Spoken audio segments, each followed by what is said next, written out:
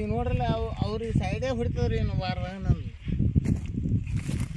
ನೋಡಿ ಬರ್ತದಿಲ್ಲ ಆತದ ನೋಡ್ರಿ ನೋಡು.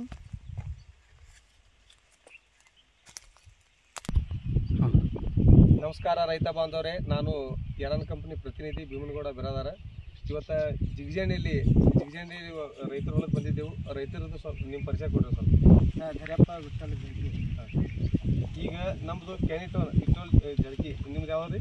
ಜಿಗಜೋಣಿ ತಾಲೂಕು ಹಿಂಡಿ ತಾಲೂಕು ಸಜ್ಜನ್ ಜಿಲ್ಲಾ ಬಿಜಾಪುರ.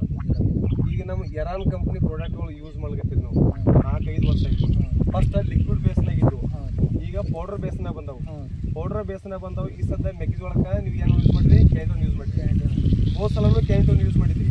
ಈ ಸಲ ಯೂಸ್ ಮಾಡೋದಕ್ಕೆ ಹೋದ ಸಲ ಯೂಸ್ ಮಾಡೋದಕ್ಕೆ ಏನು ಫರಕ್ ಬಂದೈತಿ? ಈ ಸಲಕ್ಕೆ ಗ್ರೋತ್, ಹೋದ ಸಲಕ್ಕೆ ಗ್ರೋತ್ನೆಸ್ ಹೆಂಗೆ ಅನ್ಸೈತಿ? ಈ ಸಲ ಒಂಥರ ಗ್ರೋತ್ ಹೆಚ್ಚು ಚಂದ ರೀ. ಈ ಸಲ ಎಲಿ ಸೈಜ್ ಬರ್ಲತ್ತದ್ರಿ. ಮತ್ತು ನಮಗೂ ಏನೋ ಟೈಮಿಂಗ್ ಪ್ರಕಾರ ಇದಕ್ಕೆ ಕರೆಕ್ಟ್ ಡೋಸ್ ಅಲ್ಲಿ. ಈಗ ಎಷ್ಟನೇ ದಿವಸದ ಇದು? ಇದು 30 ದಿವಸ.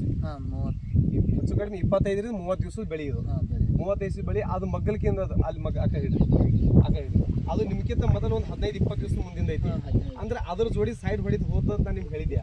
ಈ ಸೈಡ್ ಹೊಡೆದು ಹೋಗೈತೆ ಇಲ್ಲಿ ಈಗ ನಡೆದೈತಿ. ಈ ಸದ್ ನೋಡ್ರಿ, ಈ ಸದ್ ನಿಮ್ಗೆ ಹೆಂಗ ಅನಿಸೈತಿ? ಒಟ್ಟು ಈ ಸದ್ ಅದಕ್ಕೆ ನಮಗೆ ಭಾರಿ ಅನಿಸ್ಯದ್ರಿ. ಈ ಸಲ ನಮಗೆ ಒಟ್ಟು ಫರಕ್ ಅನಿಸ್ಲಿಕತ್ತದ್ರಿ. ದಿನಕ್ಕೆ ಬೇರೆ ಚೇಂಜ್ ರೀ.